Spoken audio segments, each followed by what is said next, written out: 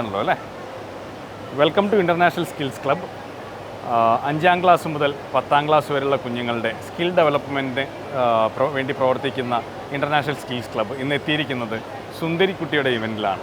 കേരളത്തിലുള്ള 5000 മിടുക്കി കുട്ടികളിൽ നിന്ന് സെലക്ട് ചെയ്ത ഫൈനലിസ്റ്റ് ആയിട്ടുള്ള 40 കുഞ്ഞുങ്ങളുടെ പ്രോഗ്രാമാണ് ഇന്ന് നടത്തുന്നത്. ഇവിടെ നമുക്ക് മറ്റൊരു ഫാമിലീനെ പരിചയപ്പെടാം. സാർ, എന്താണ് പേര്? എൻ്റെ പേര് രഘു. മേഡത്തിൻ്റെ പേരെന്താണ്? Ambili. Raghu Ambili. Gentleman, your good name? Mukund. അപ്പോൾ രഘു സാറിനെയും അമ്പിളി മേഡത്തിനെയും മുകുന്ദിനെയാണ് നമ്മൾ ഇന്ന് പരിചയപ്പെടാൻ പോകുന്നത്. എവിടെ നിന്നാണ് സാർ വരുന്നത്? ഞങ്ങൾ അടൂർ. എന്ത് ചെയ്യുന്നു? ഞാൻ ബിസിനസ് ചെയ്യാണ് നാട്ടിൽ. ബിസിനസ് ചെയ്യാണ്. ഓക്കെ.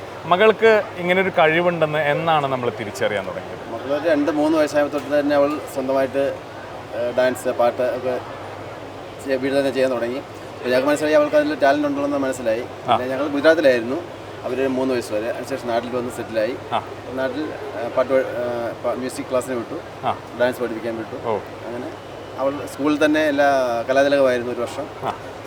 നല്ല രീതിയിൽ അവർ പെർഫോം ചെയ്യുന്നുണ്ട്. ടാലൻ്റുള്ള കുട്ടിയാണെന്ന് ഞങ്ങൾക്ക് മനസ്സിലായി. അതനുസരിച്ച് അവളെ അവിടെ പ്ലാറ്റ്ഫോമിലേക്ക് ഞങ്ങൾ വിടാൻ ആഗ്രഹിച്ചു. ഇനി വളർന്നു വരുമ്പോൾ മകൾ ആരാകണം എന്ന് എപ്പോഴെങ്കിലും സൂചിപ്പിച്ചിട്ടുണ്ടോ? മകളുടെ താല്പര്യം നിങ്ങളോട് പറഞ്ഞിട്ടുണ്ടോ? ടീച്ചർ ആകണമെന്നാണ്. ഓക്കെ.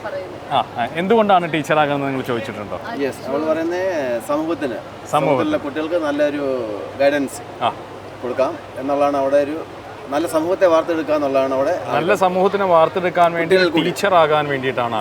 കുട്ടികൾ കൂടിയാണല്ലോ സമൂഹം നമുക്ക് ഗ്രോത്ത് ആകുന്ന കുട്ടികൾ കൂടിയാണല്ലോ സ്റ്റുഡൻസ് ആയിരിക്കുമ്പോൾ എന്താണോ അവർ പഠിക്കുന്നത് അതായിരിക്കുമല്ലോ ലൈഫിലും പ്രവൃത്തിയാകുന്നത്. ശരി. മകളെ ടീച്ചർ ആക്കാൻ വേണ്ടി നിങ്ങൾ എന്തൊക്കെ സപ്പോർട്ടുകൾ ചെയ്യാനാണ് ഉദ്ദേശിച്ചിട്ടുള്ളത്? അല്ല, പഠിപ്പിക്കുക എന്നുള്ളത്, നല്ല എഡ്യൂക്കേഷൻ കൊടുക്കുക.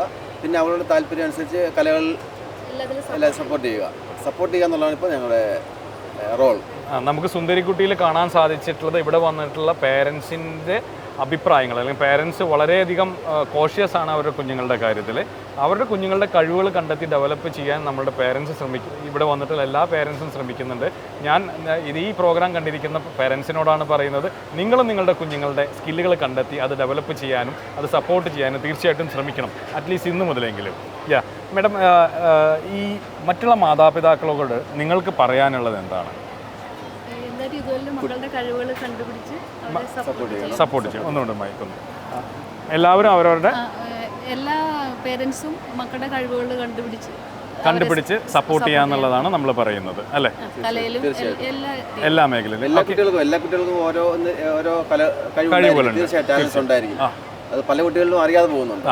അറിയാതെ പോയിട്ട് അത് ഡെവലപ്പ് ചെയ്യാൻ കഴിയാത്ത അവസ്ഥകളിലും ഉണ്ട് പല കുട്ടികളുണ്ട്. അപ്പോൾ നമ്മൾ കുറച്ച് മനസ്സിലാക്കി ആദ്യം മുതൽ തന്നെ അതിനെ സപ്പോർട്ട് ചെയ്യുകയാണെന്നുണ്ടെങ്കിൽ തീർച്ചയായിട്ടും സമൂഹത്തിന് നല്ലൊരു മുതൽക്കൂട്ടായിരിക്കും എന്നാണ് എൻ്റെ അഭിപ്രായം. ശരി.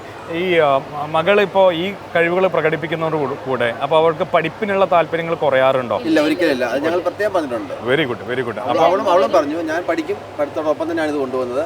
അവൾ സ്കൂൾ ഫസ്റ്റാണ്. അങ്ങനെ പഠിത്തം 2 മക്കൾ ഒരുപോലെ പഠിക്കുന്നു. അപ്പോൾ മാതാപിതാക്കളെ ഇത് ശ്രദ്ധിച്ചോളൂ.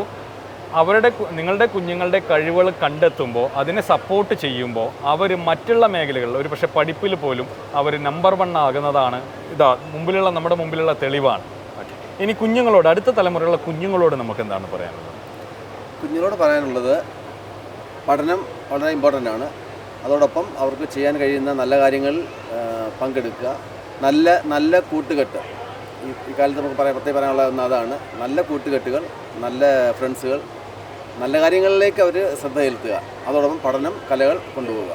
പ്രിയ കുഞ്ഞു കൂട്ടുകാരെ, കേട്ടല്ലോ. നിങ്ങളോട് എല്ലാവർക്കും പറയാനുള്ളത്, നിങ്ങൾ പഠനത്തോടൊപ്പം തന്നെ മറ്റുള്ള മേഖലകളിലും നിങ്ങൾ ശ്രമിക്കണം. ഒരു പക്ഷേ അവർ തോറ്റുപോയി കഴിഞ്ഞാൽ, ഒരു വീണ് പോയി കഴിഞ്ഞാൽ, ഒരു പക്ഷേ സ്റ്റേജിൽ കയറിയിട്ട് മറ്റുള്ളവർ കൂവിക്കഴിഞ്ഞാൽ അവരെന്ത് ചെയ്യണം?